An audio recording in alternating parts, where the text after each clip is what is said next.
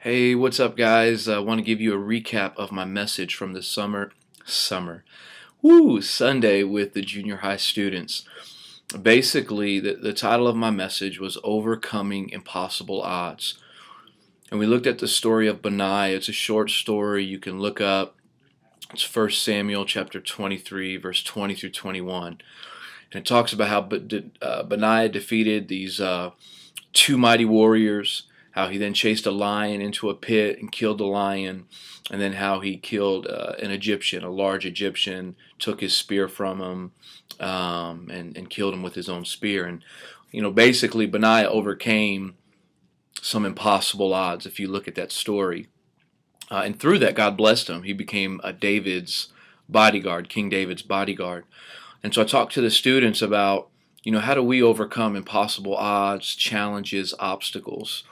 And my challenge to them is we have to believe and live like nothing is too difficult for God. It's a part of our faith. It's a mindset. God is everywhere. He's all knowing. He's all powerful. There are no limitations with God. Nothing's too big, too small. God doesn't even think of things in that way. I told him about how Jesus fed the 5,000. He took 5 loaves of bread and 2 fish and fed 5,000. And in our minds, 5 plus 2 is 7. To God, 5 plus 2 is 5,000, and there are 12 baskets left over.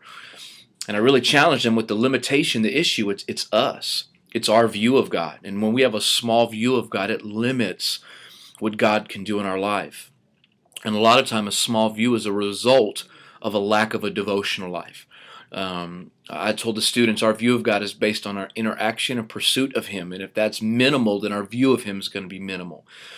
But if we will pursue Him and interact with Him, our view of God will grow larger. Our faith is going to grow larger. God is going to appear a lot bigger to us, which is going to make our obstacles look smaller. And we're going to operate a whole nother way. Literally, if we believe and we pray and live like nothing is too difficult for God, it's going to change the way we think, the way we act, all of those things. And so when you get in your discussion with your groups, really challenge them in their faith. How do they view God? What is their perception of Him? So I think we got some good questions that you can have some good dialogue. And I know maybe some of our students aren't facing impossible odds, but all of us, you know how it is. We all are at some point going to face challenges and difficulties, and they will too.